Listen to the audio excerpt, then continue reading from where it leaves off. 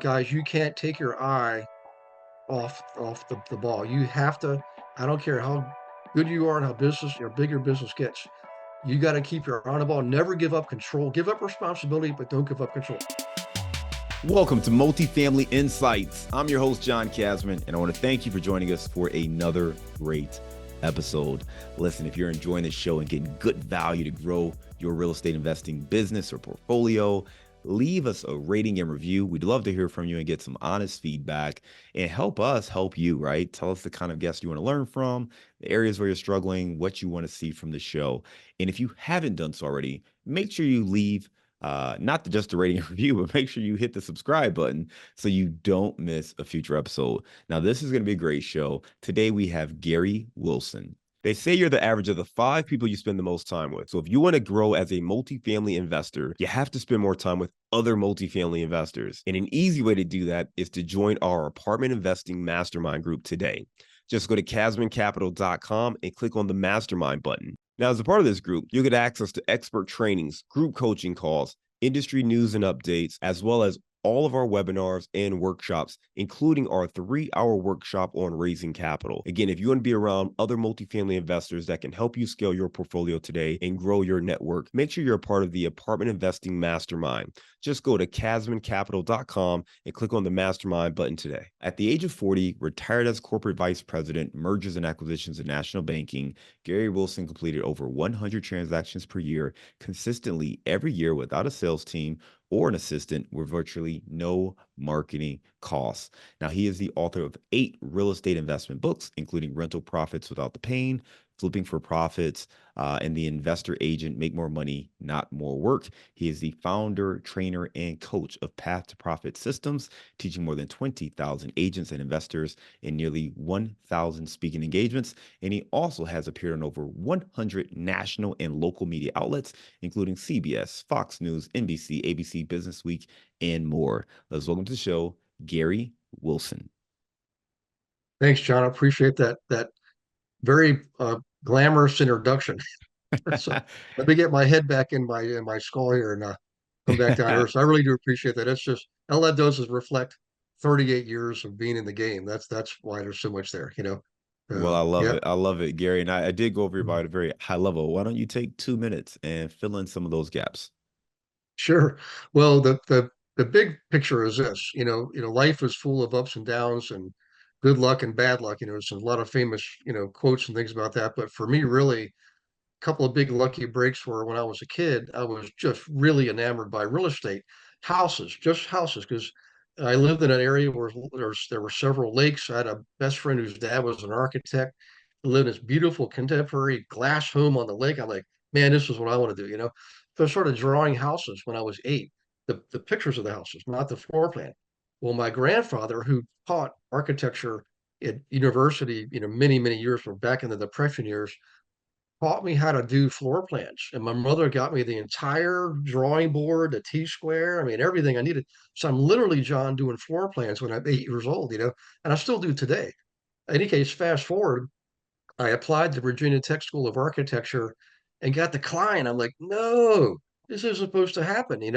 But they called me down there and said, we're really surprised your counselor didn't tell you to apply in general studies. You would have made it easily because of your grades and your SAT scores and everything. They said, School of Architecture, you don't get in until you're already in Virginia Tech. I mean, unless you're an absolute, you know, top of the line. And that was, not the best. In any case, I went to Old Dominion University down in Tidewater, Virginia, met Socrates the Met, my college freshman year roommate. His dad was a big investor in Richmond, Virginia. When we graduated college, instead of renting, his dad helped us buy our first house. No money, never gave us a dime. He didn't give us the fish. He taught us how to fish. We bought a 4-bedroom, 2-bathroom ranch in Virginia Beach. We rented out the other 2 bedrooms to 2 other guys whose rents combined paid all of our expenses less about $50 a piece. So we're living in the beach for $50 a month with our first professional jobs, making money. His dad's like pounding his chest saying, if you boys do what I tell you to do, you won't have to work for anyone else when you're 35 years old. But we were 23. We didn't listen. We bought boats, trucks, all kinds of stuff. We were like surfing all the time. It was nuts. So in any case, I get married, Sock buys me out. 10 years later, I'm waking up 35 years old in the corporate world, hating it. I was not born to be sitting behind a desk at a corporate office. So I started investing aggressively. And in that first year, John, I picked up 30 units, a bunch of duplexes, triplexes, and fourplexes, all multifamily. I could have retired then, but I'm such a conservative person. I didn't retire till I was 40, 5 years later. And at that point, I think I had 70 some odd units, all conservative too. I had like zero secondary debt. I was had 20 to 30 to 40% equity and nice low interest rates on the loans from commercial lenders. No private money, didn't pay those high interest rates, and eventually built it up to 250 units. And the rest they say is history. That was that real estate. I just want to tell if you're listening here, this is really important. The real estate ends up not being the end game. It gave me the platform upon which I launched other businesses. It's the businesses that really brought in the big numbers. I'm telling you, if Robert Kiyosaki has a just read the books. And then I got to meet him in person, had dinner with him and everything. And he said, "You're doing exactly right." And he said the same thing. He said, the real big money is in the business. And I built several businesses and sold them, all related to real estate. I have one business now that's I call it my swan song. And I'm not not selling this baby. This is I love it every day. I'm just as excited, John, today as I was when I started this 3.5 years ago. And just an amazing concept and model. And I'm just thrilled but everything I did before led to this moment. That's the Yeah. important story. Start with real estate, build some businesses, and I promise you, your future is going to be really bright. Gary, you You got know, a great background, and I want to break down some of it. And it's funny because we were talking Mhm. before we hit record, and I think in my mind I was going to take the conversation one way, but after hearing you, elaborate a little bit more on your story, I actually want to get into a couple other things before we do that. Okay. So, first of all, man, you've had this passion for real estate in some form or fashion since you were a kid. 8 years old, you're over there drawing floor plans, and you're figuring out Mhm. what you want to do. This is kind of what you had dreamed about for probably a decade, right? You go to apply for college, didn't really understand kind of the requirements to get into the School of Architecture, so you don't go exactly where you wanted to Mhm. go. You end up going to Old Dominion, meeting college roommate, making great friends there, and ultimately Mhm. through kind of the guidance of his father, you decided to buy a home together. You had that, decided not to listen to him, and bought these boats and cars and trucks and other things instead. And at the age of 23, you were doing well, but you found yourself in corporate Mhm. America working, realized you really didn't like it. And then at 35, you kind Mhm. of, really focused in on real estate. And you Oh said yeah. something that, um, we're almost 600 episodes in on this show at this point, and you said Mhm. something that I don't know if any other guest has talked about it this way. You said real estate was really the platform to launch other Mhm. businesses. Most guests Yeah. that we talk to do it the other way, where they Mhm. use their W-2 job or they have a business and then they use that to acquire real estate. You're saying, hey, you actually focused on the real estate to acquire other businesses. And that's really where you made your wealth. So let's talk a little bit about that, Yeah. right? So you talked about, Mhm. starting with a couple of houses and then getting up to, I think you said around 200 or so doors, Mhm. and then using that to really be the springboard for the businesses. Talk to us more about that. I mean, you mentioned like, your conversations with Sure. Kiyosaki, Robert Kiyosaki as well. So talk to us more about that. Absolutely. So, um, it turns out I was actually born to be an entrepreneur. I just didn't know that because I came up through the typical go to school, get good grades, go to college, get a good job, retire when you're 65, and blah, blah, blah, blah. That's boring. I just shouldn't say it. I'm going to offend people. I don't want to offend anybody here. I'm just telling you that wasn't for me. I tried it and tried it and tried it. So when I had all these properties, if you think about it, I became really good at several disciplines. One of them was understanding sports and reading title reports and solving title problems. Another one was implementing sound property management practices. Okay, another one was analyzing properties. So I got really good at property analysis. And, so what I did was the first thing is I launched a brokerage company. So I got my realtor's license And not because I wanted to be a real estate agent. I did not want to be a real estate agent. I got it because I wanted to be a better investor. And most of the real estate agents were not trained to help me. It was very, very frustrating. Wonderful people, great at helping me buy and sell my own home, but didn't know anything about investing. They just weren't trained. So I got my license and I started teaching other people how to invest, and they became my clients. And out of that, I built a brokerage company. So the brokerage company was number one. By the time I launched a brokerage company, I already had the 250 units. Okay. About the same time, I launched a property management business. And here's why: all those clients that all my agents were serving, investors, had all these properties, and they were constantly asking, who can manage these things? This is horrible. I got into this to make money. I didn't get into it to chase people down for money and go to court and make repairs and blah blah blah. So I decided to take my personal property management team, incorporate it, and offer it to all the clients that I already had in the brokerage business. So if you think about this, everything I'm doing so far is very tightly, closely related. I already understood properties and understood investing. I launched a brokerage company, and that was our model. And by the way, if you think about the time frame, we launched it right as that recession was getting going really bad, and our brokerage grew sixfold those first 3 years. We had Coldwell Banker, Remax, KW, all trying to come to me buying the company, and every time I said no, they raised the price. Because we were growing and they were shrinking. In any case, the next step was launching property management. I didn't have to spend a dime on marketing because I already had the clients through the brokerage company, right? And then they needed title insurance. So guess what? This sounds like right out of that movie, Catch Me If You Can, with uh, Leonardo DiCaprio, the guy that was defrauded everybody. I didn't defraud anybody, but I took the title exam and passed it. I never took a law class in my life. But I passed the title exam the first time. So I started a title company. We sold Stewart Title and American Title. And a real comical moment, I went to the first association event that next year, the Title Association event. And turns out in the room, I'm the only non-attorney. I was wearing a green shirt. And by the end of the weekend, they're all calling me, hey, it's the guy in the green shirt. Because you have to take CE in title business, just like you do in any other business. So I keep raising my hand, all these oddball questions. What would happen if you had this strange set of circumstances? And I'm like, been there, done that, had that scenario. They just incredulous about it. But in any case, the next thing was the laws hadn't yet changed or were starting to change, but not yet, on lending and appraisal. So we started an appraisal business.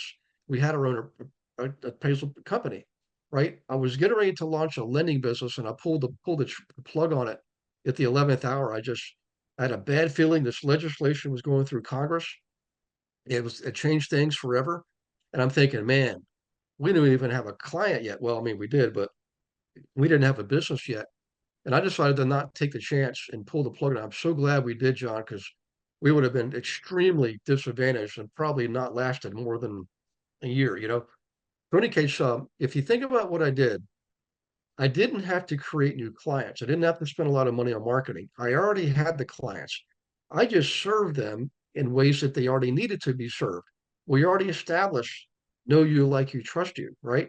And after the first business, the brokerage business, where I made all the mistakes that usually entrepreneurs make, I applied all I learned to the other businesses, right? And so as I launched more businesses, I got better at it. It turns out here's a phenomenon when you an entrepreneur launching a business. Here's the phenomenon.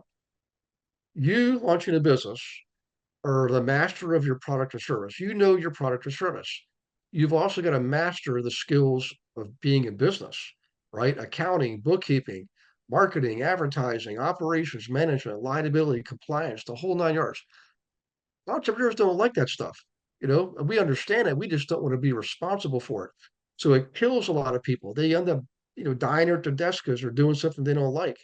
What I figured out was, thankfully for Robert Kiyosaki, is when you built it up to that point and it becomes more of a job, sell the thing, make a profit. Take that, get residuals and royalties, and that's exactly what I did. I mean, there's one company I sold 12 years ago. I still get residuals from it. It was the best deal I ever made. In fact, it was the brokerage company. So in any case, then you go do the next thing because the thrill is in the building. It's not in the maintaining, it's in the building. So just go with the flow. Don't fight it. Don't drive yourself crazy. be happy, right? And And any Gary, case, by the way, oh yes, go ahead. sorry, I just want to jump in, right? Because you gave some great information. I want to make sure people don't lose it, right? So you talked about the different businesses. And the first Yep. insight that jumps out to me is how related they all were to each other.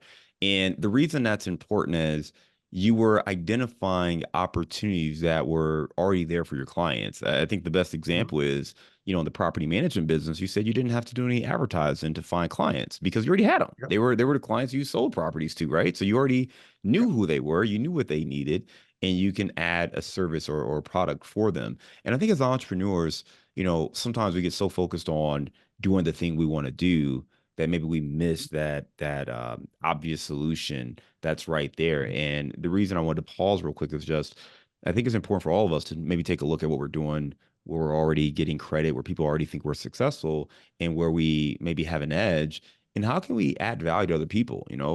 People probably, Yeah. are asking you for something now that you don't have as a service, but maybe you could offer it, and maybe it ties in nicely to what you're already doing. For you, it was adding the title company, it was adding the brokerage, adding the property management company. You were Mhm. looking at the lending Mhm. business, decided not to do that.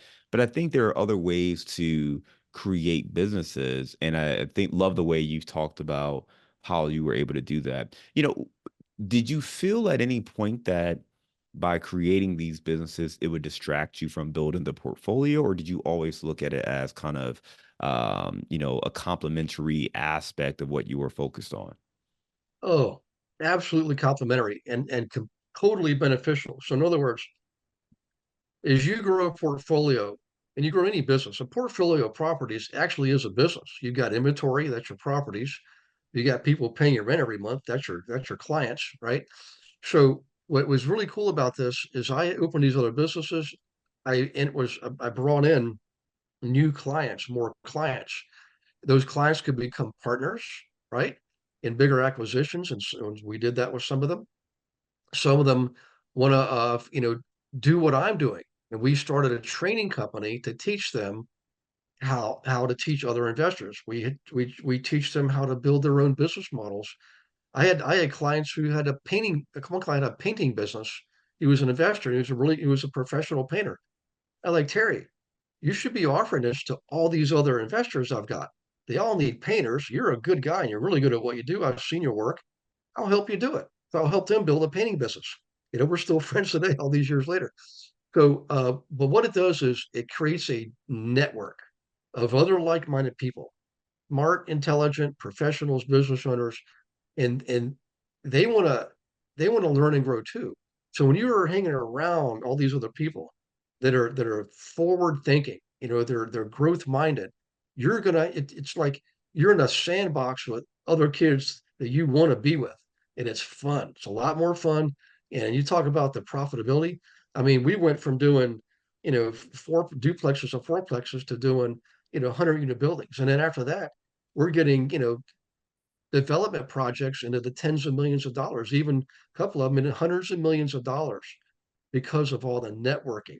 So absolutely, anybody who's listening to this, man, if you don't, anybody can build a business. Whatever it is you're passionate about and you love, just do it. Call me up sometime, email me, whatever, and I'll explain further. But the point is when you create a business, it gives you other opportunities and benefits in networking, business building, but also like for tax purposes, it allows you more control over your tax liability, right? So I'm sorry, I better be careful, John. I'll go way down a rabbit hole, but the answer to your question is absolutely all mostly all upside when you build a business, for a lot of reasons. Gary, many of our listeners are, building their portfolio, looking to scale. Maybe they have a day job. Maybe they're working with investors and raising capital for deals. You have invested in a number of different kinds of assets and work with a lot of people across different assets. Talk to us about the way you approach, setting your deal criteria and how you advise other people to set their deal criteria. Yeah. Well, I guess a couple of fundamental things, some foundational rules that I live by. When you look at real estate, you've got primarily residential and commercial. Within residential and commercial, you've got different sectors. In commercial, you've got industrial, land, retail, office, so forth and so on. residential, you've got uh, senior housing, you've got student housing, you've got multifamily, you've got single family, all kinds of different sectors. Then you also have classes. There's, the C class is generally the older properties in need of more maintenance and repairs, deferred maintenance and so forth. And sometimes, unfortunately, in parts of town, they may have older. They might have higher crime rates. They might be too densely populated. So you got traffic problems and things like that. And just everything's old. B class is generally your bread and butter neighborhoods. I mean, you've got properties that aren't new, but they're also not ancient. They're maybe 20 to 30 years old, and they don't have all that long-term deferred maintenance. They've got newer, modern building practices in place. Material and the types of wiring and plumbing is all more modern. Then you've got A class, which is essentially brand spanking new. However, you can take an old building and remodel it and make it an A class property. But essentially, A class is you're thinking higher end, potentially luxury, higher rents, great. We're talking like along in New York City. You've got Times Square. Further north, you've got Central Park. Around Central Park, that's some nice areas. Older buildings, but they are definitely A buildings. So my recommendation is this. I started off with like B minus and C plus, not definitely not war zones, but parts of town that I knew would be going through gentrification, which is tax money is going to roll in, grants are going to come in from the federal government, and they'll redo sidewalks and street lamps and stuff like that. I would look these things up and go buy in those neighborhoods and just bide my time. I'd fix them up, rent them out, and later on I could sell for profit. So what I learned was by doing that, when I had the better properties, they were typically in better neighborhoods. I had better tenants, paying more rents. Those properties also went up more in value more rapidly than the C class, and the rents also went up more, right? So it's just generally fewer headaches. So do yourself a favor and start off at that level. You don't have to beat yourself up like I did in the beginning. It was hard work. I learned a lot, but in hindsight, I should have started off with the B properties. Now, having said that, the exit strategy. This is where the analysis comes in part two. First part of your analysis is, good old fashioned income minus expense equals net profit. That's true on every type of property. There's more details, of course, but that's the basic formula. Now, when it comes to the exit strategy doesn't necessarily mean when you sell. What it means is how are you getting your money out? How's that money exiting the business and going into your pocket? Okay. So in rentals, you've got three types of exit strategies. You've got long-term rentals, which is typically I'm going to speak in residential terms. You got your typical single people, young couples, roommates, and young families renting. They're going to get on a yearly lease. They're going to pay you a monthly rent every single month for a year. That's traditional real estate. It'll be here as long as we're here, and it's been here as soon as we came out of caves. The next group is your short-term rentals, and that's your think VRBO, vacation rentals by owner. Think Airbnb, right? Weekly rentals, 2 days rental, 3 days rentals, 1 day rentals. Okay. The next extra strategy is the midterm rentals. These are your corporate housing people, traveling business executives, traveling nurses, people in the oil and gas industry. Believe it or not, sports and entertainment, right? Athletes, pro athletes, and people in the movie making industry, they need rentals short term for 3 months, whatever. You've got also high tech and software, and even military. Those are some major, uh, uh, um, based on vocation, travelers who come for greater than a month in less than a year. So anywhere between a month and a year is your midterm rentals. Well, here's where I'm getting at here. And we'll talk about this more later, but primarily just think about this. The trend has been when it comes to government policy and policies from the quasi-government agencies like Fannie Mae is to lean towards creating more rentals. It's almost like they've given up on home ownership. I mean, when was the last time we saw an ad about home ownership or any policy from the government about home ownership? It hasn't happened in a generation. In California right now, there's a program where in the Bay Area, if you build or remodel an old building to be multifamily housing for subsidized housing, right? The state of California will pay your rent carte blanche 100%. to you, the owner, right? There's a caveat though. You cannot decline people for financial reasons. Well, right now in the world of real estate, that's the only reason you do decline people is for financial reasons. And they're going to take that away from you. So remember, there's a catch with all this stuff. But clearly, the policy is leaning towards providing more rentals, not homeownership. Fannie Mae just came out with a program where for only 5% down, you can buy a 4 unit building. And as long as you live in 1 unit, you can rent out the only 5% down. Clearly, they're looking to provide, obviously, you get a home out of it, but let's face it, that thing's at least 75% rented. The policy and the legislation, the trend is towards rentals. So my suggestion is tap into that. However, when it comes to the exit strategy, my suggestion is focus on the midterm rentals. And here's why. Let's take short-term rentals for a second. Around the country, and it doesn't matter if you're up on the peninsula of Michigan, up on the beautiful lake there, where there's almost no people living there. Even there, there's pushback against short-term rentals now. The local neighborhoods have just had enough of the wear and tear and the parties and the increased traffic, and they're pushing back on the short-term rentals. It's happening everywhere. It doesn't mean it's going to kill the industry. It's just it's going to make it tougher. There's going to be more legislation, right? So you can have more regulation. So legislation leads to regulation, and regulation leads to taxation. So whenever you have inspections and all that kind of stuff, and all these things going on, somebody got to pay for it, and it's usually going to be either you directly, the investor, or it's going to come out of your taxes on your income. Now you take the long-term rentals going on for the last generation or two. Legislation and court cases have been leaning more towards the rentals, renter rights, and leaning away from ownership or ownership rights. And I'm not making any political commentary, it's just a fact of life. And we're actually still better off than most countries. Just go to Europe, go to Canada, see what it's like up there. It's tougher to be a landlord up there, believe me. We're heading that way because of increased populations. It's just a natural consequence of the increased population of our country. But here's the golden nugget here. The midterm rentals. Now, hopefully, I'm not going to spoil it for everybody, but so far they're being left alone. There's much less legislation and regulation on the midterm rentals than the two other exit strategies, and yet you can get 2 to 3 times more gross revenue coming in by doing the short-term rentals. Right? You have less overhead than the short-term rentals. Think about it. These business travelers, they're not coming there with their kids and dogs. They're coming by themselves. They're usually flying home on the weekends. There's almost no wear and tear, and a lot of times the employer pays the rent. So this is my personal observation for all the listeners is I'm telling my loved ones to make sure they're increasing some of their energy towards the midterm rentals. I'm not saying do away with long term and short term. What I'm suggesting is have a balanced portfolio, and right now maybe lean more towards the midterm rentals. That's my personal suggestion to my loved ones. Gary, great information. You talked about a few things, right? So first of all, when you think about the deal criteria, understand the markets and what's going on in that market. And I wrote down, focusing on the growth areas, right?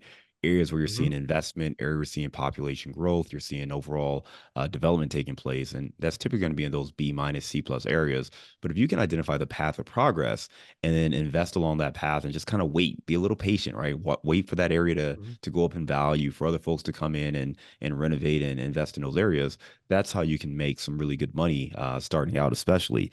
From there, we Yeah. talked about, well, how do you get your money out, right? And looking at Mm-hmm. three main strategies when it comes to the residential side, you've got short-term rentals, long-term rentals, and the midterm rentals. And just to explain why midterm rentals are very appealing, right? You pretty much get the profits that you get from short-term rentals as far as, the daily rates and things like that, without some of the legislation headaches that come. And, you get some of the perks Mm-hmm. of the long-term rentals as far as having a resident there for an extended period of time, maybe not a year, but you don't have the same eviction issues. You don't have the same issues as far as the payments, because typically those individuals are getting paid through corporate housing, so the employer is going to be covering that cost. You have less wear and tear. So midterm rentals are Mm-hmm. certainly growing in popularity, and it's worth looking Mm-hmm. into if this is an area that you want to get into more.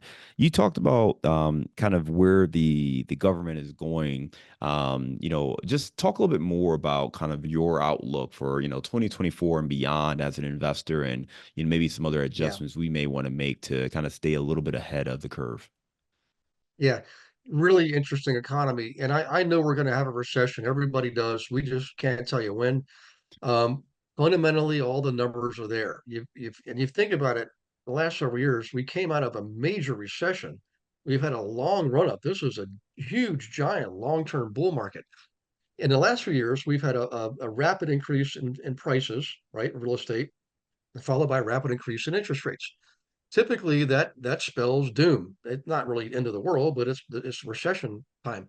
And we actually did have 2 quarters of negative GDP. Technically, we actually did have a recession last year. Just nobody felt it because of all the other stuff going on. I do believe we're in for a big correction. I just think we've kicked it down the street another year or two. I don't know for a fact, but I do know this. Um, Transaction volume is historically the lowest it's ever been. I mean, if you look at the real estate broker's business, NAR 5 years ago said that the average agent is getting 11 point something transactions a year. A couple years ago, in the middle of the pandemic, it was maybe 5 to 6 transactions a year, right? And then now it's post-pandemic, it's less than 2 transactions a year on average per agent. And part of that equation is when all those prices are going up, all these people out there out of work got their direct real estate licenses thinking, I'm going to make the big bucks like all these other guys selling $1 million houses. So you flood the real estate population with newbies, lower volume. You got a lot of hungry people out there. Here's the clincher. We have also a massive shortage of housing in our country. By some estimates, as much as 7 million units. It's a lot of housing units. And new construction can't solve that overnight, you know? And by the way, do you think builders would rather build low-end housing, low-income housing, or high-end luxury homes? Which one would you think builders would like to build? Yeah, they're It's the definitely focused luxury on the homes. luxury. Yeah, yeah. So we got to come up with some policy, some incentives for builders to build affordable housing. That's what we got to do. I don't think that's going to happen overnight. It's going to take time, right? The other thing I believe is that when you raise prices like that on the properties and you raise the cost of borrowing money, you pull a lot of buyers out of the market. So typically that lowers demand, right? Which is raises supply and causes prices to go down. But see, all that has been tempered by the shortage of housing. So nobody has ever seen this before. It's never happened. So we really don't know what's going to happen, when it's going to be. We do know there'll be a correction because it's inevitable. And plus, it's a mathematical certainty. But given that our government, it doesn't matter what political party you're in, guys, both parties do this. They print too much money. Okay. And they do it at the worst times. So they now have printed so much money artificially that every living, breathing human being, this is every human outside the womb, it automatically has $100,000 price tag on their back as soon as they take their first breath.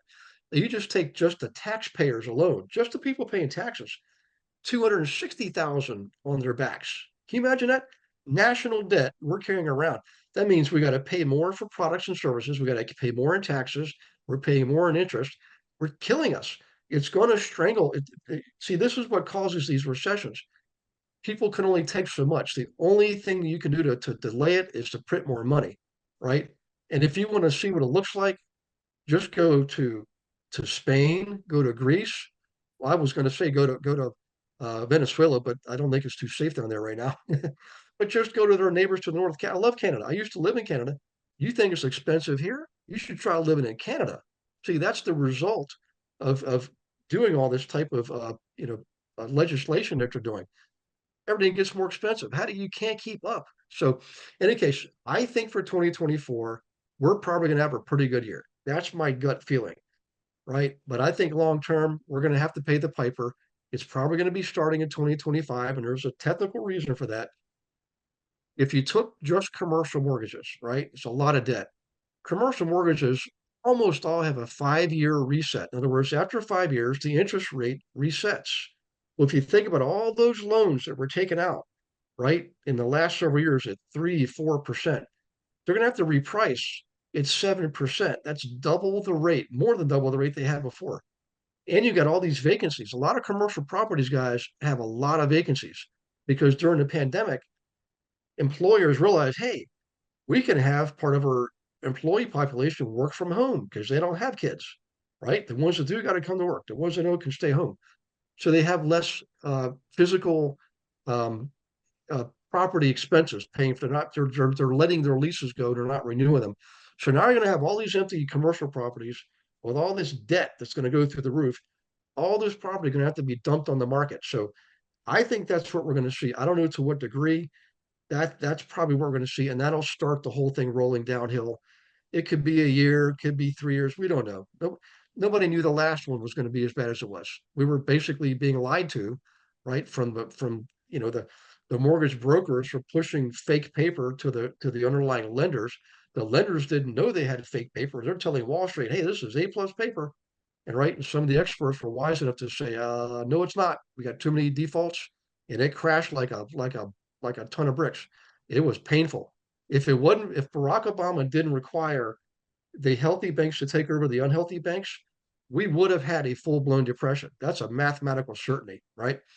Um, that forcing that to happen is one of the few times I was in agreement with government. You can call it government overreach, but guys, if we didn't do that, it'd have been a lot worse. The volume of defaulted mortgages was at 30%. That's depression numbers. Okay, you can't ignore the facts. So thankfully, we got ourselves out of that mess. It took a while, but it worked. Going forward, I don't know what who knows. All I know is this: is it's not time to panic. It's time to prepare.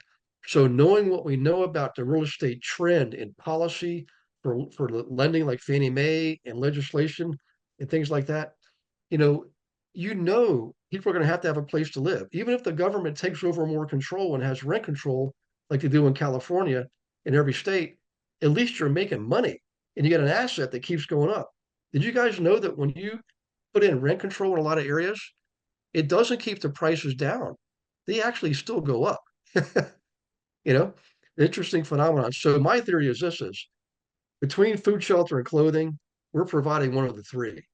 Why try to don't get fancy. Just stick with what works. Stick with real estate. And Gary, I think to your point, there's a lot of uncertainty in the coming market in the coming months, right? In the coming Mhm. coming years. Recession certainly seems to be looming. Not to mention we've got an election year, so there's going to be a lot of Yep. uncertainty and a lot of movement. Be prepared, and one of the best ways to be prepared is to surround yourself with other folks who are studying the market, studying the economy, having those kind of conversations, podcasts like this, but also checking in with experts like yourself who have other expertise. So you can check out, more about Gary. You go to realestatewithgarywilson.com and learn a little bit more about Gary, what he's seeing in the marketplace, and some of the strategies and tactics that him and his team are employing today. Gary, great stuff there. Right now, we're going to transition to our round of insights. Are you ready? Absolutely. Yeah. All right. So, Gary, this is going to be more of a quick pace, rapid fire style questions. We got 6 questions for you. All right. First one up here. Give me a failure or an apparent failure that set you up for later success. Oh my gosh. Um, there's so many. And if I wrote a book on the things that didn't work, it'd be bigger than the book on the things that did work. Because thankfully, the things that worked way overpower the things that didn't work. I would say probably one of the biggest errors and judgments that I made was with my property management business. I had it for in total, the internal team goes back 14 years, right? So the person managing for me was my personal manager all through the years when it was my private company. And I decided that I wanted to get out of where I was, which was Pittsburgh, Pennsylvania, go back to where I was, which was Virginia Beach, and reap the rewards of or live off the rewards of all my labor. Thinking I could do it, I could go back every couple of weeks to check on things. And one of my favorite friends told me he's a big shot. He had a company that he had 650 franchises in. So he told me, he said, "Gary, you do this and your business is going to suffer." And man, was he right. So I let my manager hire an assistant manager to take over what I was doing to help the manager. And within a few months, they figured out how they could embezzle money from me, and it was a lot of money. And it killed the business, except I didn't let it die. I came back, stepped back in, rebuilt it, and then sold it. And so the hard lesson is, guys, you can't take your eye off the ball. You have to. I don't care how good you are and how big your business gets. You got to keep your eye on the ball. Never give up control. Give up responsibility, but don't give up control. I gave up control. That was a mistake. But the benefit is I learn how, no matter how bad things get, just don't give up. Do not quit. Okay. I could have taken the easier route, right? And I decided not to do that because a lot of those people like the customers were friends of mine. They've been with me for years, and I was not going to walk away from that. So I stepped in, and John, it wasn't only day by day, it was literally moment by moment. It was literally just faith, my just like daily prayer and meditation. I'm like, Lord, just get me to the next moment. And man, that's when the miracle started to occur. You gotta have faith, you gotta take action, and do not ever quit. No, I appreciate you sharing that, Gary. And I love what you just said, right? It's okay to give up responsibility, not to give up control. Great quote there. Yep. All right. Give me a digital or mobile resource you recommend for your business. Ooh, okay.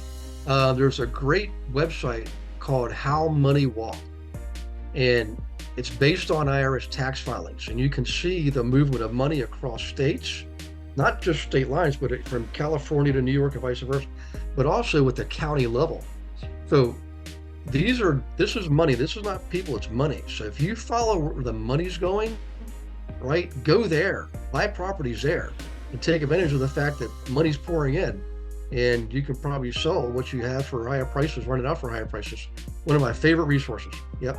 I love it. And I'll have to check that one out for myself. That sounds like a great resource. All right. Give me the book you've recommended or gifted the most in the last year. Oh, well, the one I gifted the most, it's my 8th book. It's Global Investor Agent. And what we do, John, is none of us take a salary. Everybody who watches, let me rephrase this.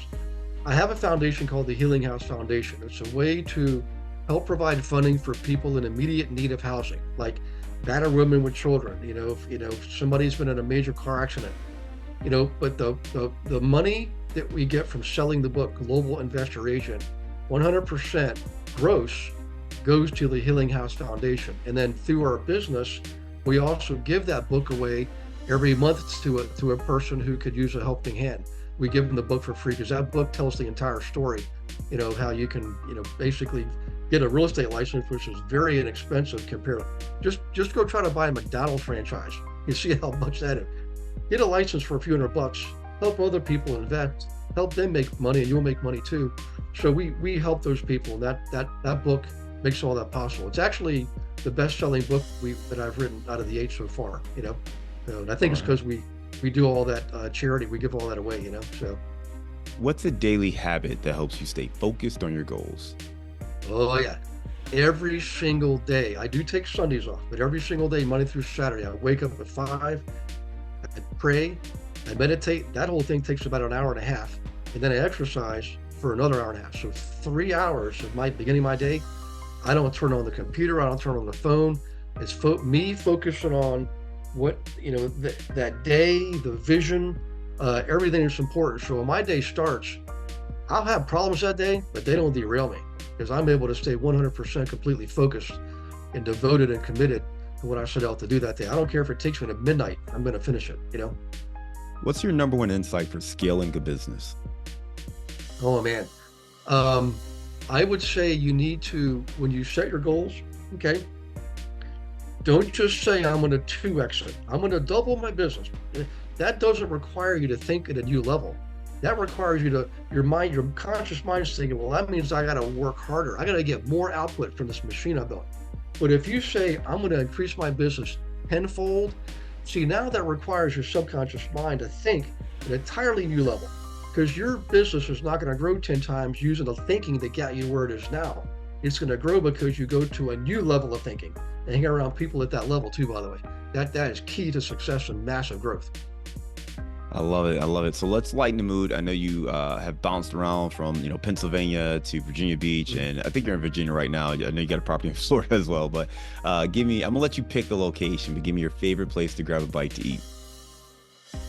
Oh man, that is a tough one because I've eaten at a lot of restaurants.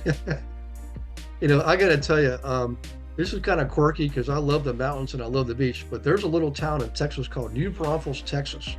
It's a German town. It was settled by German people, 150 years ago. And there's a restaurant there, and I think it's called, I can't remember what it's called now. Shoot, Chalet or something like that. I went there for the first time, stayed a 3-day weekend. I liked it so much the first night, I went the second 2 nights. By the third night, they actually set me up a private table by the kitchen. But this is crazy. I could kill myself for not remembering the name of that restaurant. But it's a little teeny single-story home set back from the street about 50 yards, and it's the old Sears Roebuck type style craftsman house that's converted into a restaurant. You just look it up, guys. Best German food I've had in the United States, and I'm German, by the way. That's a big, big compliment. I love it, man. So We'll yeah, definitely put that in the show notes. Once we get the name of it, we'll add that to the show notes and put that in there. But Gary, yeah. great information today, man. You talked about your background and your passion for real estate as a young kid, and how that allowed you to take maybe the corporate life you were living, realized you weren't really fulfilled, got back into real Mhm. estate, built a business there, and then I love how you talked about creating these other businesses, and that's really what allowed you to accumulate wealth was these, I don't call them ancillary, but these related businesses that Mhm. serviced other real estate investors, and then talking about the systems and processes to scale a business, and then recognizing where there's going to be opportunity moving forward, whether it be, from long-term, short-term, midterm rentals, and that focus on midterm rentals now, looking at what the government is supporting and where, the opportunities may lie based on that. And then ultimately just position yourself to succeed, not just in 2024, but throughout the near future. Gary, again, if folks want to reach you, they can go to your website, realestatewithgarywilson.com. I want to thank you again for coming on the show today, being a great guest, and we look forward to staying in touch with you. Have a great day. You got it, John. Thank you very much, and thank you for all the listeners. I appreciate the opportunity to serve and give. Thank you.